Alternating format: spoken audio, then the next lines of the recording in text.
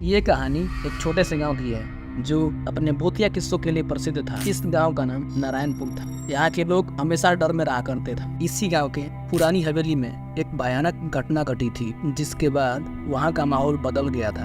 मेरा नाम है मोहन और मेरी माँ अक्सर मुझे मामा के गाँव भेजा करती थी। गर्मी की छुट्टियों में मामा का नाम था श्यामलाल और वह बहुत अच्छे इंसान थे। उन्होंने हमेशा मुझे अपने बेटे की तरह प्यार दिया, लेकिन इस बार का दौर कुछ अलग था, कुछ डरावना। जब मैं गांव पहुंचा तो देखा कि वहां का माहौल कुछ बदल सा गया था।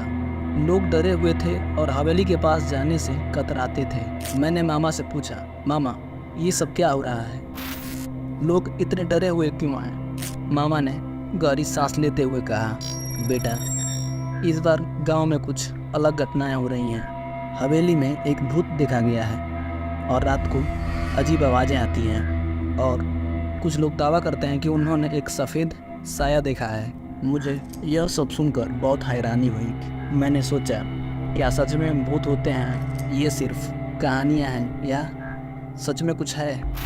मैंने मामा से और जानकारी मांगी। मामा ने बताया कि हवेली में एक औरत की आत्मा भटक रही है। वह औरत गांव की ही एक पुरानी निवासी थी जिसने आत्महत्या की थी। उस रात मैंने सोचा कि मुझे इस रहस्य का पता लगाना चाहिए। मैंने मामा से कहा कि मैं हवेली जाना चाहता हूँ। मामा ने पहले तो मना किया, लेकिन मेरी जिद के आगे हार गए। रात को हम दोनों कुछ जरूरत का सामान और टॉर्च लेकर के हवेली पहुँचे। हवेली बहुत पुरानी थी, उसके दरवाजे के ऊपर जंग लगी थी। अंदर जाते ही एक अजीब ठंडक महसूस हुई। चारों ओर धूल और झाले थे। हमने टॉर्च जलाया और अंदर की तरफ बढ़ गए। तभी अचानक एक महिला की रोने की आवाज सुनाई दी।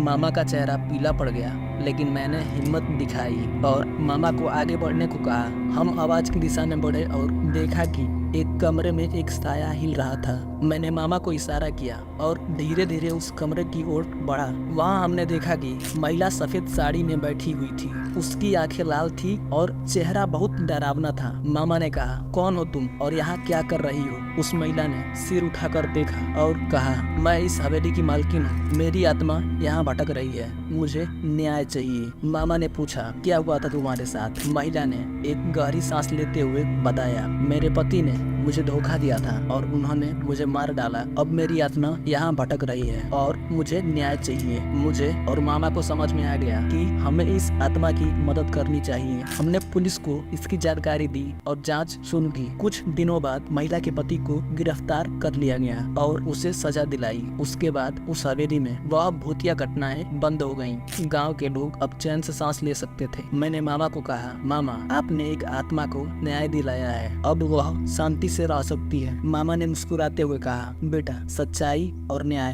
हमेशा जीतता है। हमें कभी डरना नहीं चाहिए, बल्कि सच्चाई का सामना करना चाहिए। इस घटना के बाद नारायणपुर गाँव एक बार फिर से खुशहाल हो गया। लोग अब बिना किसी डर के हवेली के पास जा सकते थे और मैं मोहन इस अद्भुत और डरावनी कहानी का हिस्सा बनकर हमेशा के लिए याद रखूंगा कि कैसे मेरे मामा और मैंने मिलकर एक आत्मा को शांति दिलाई।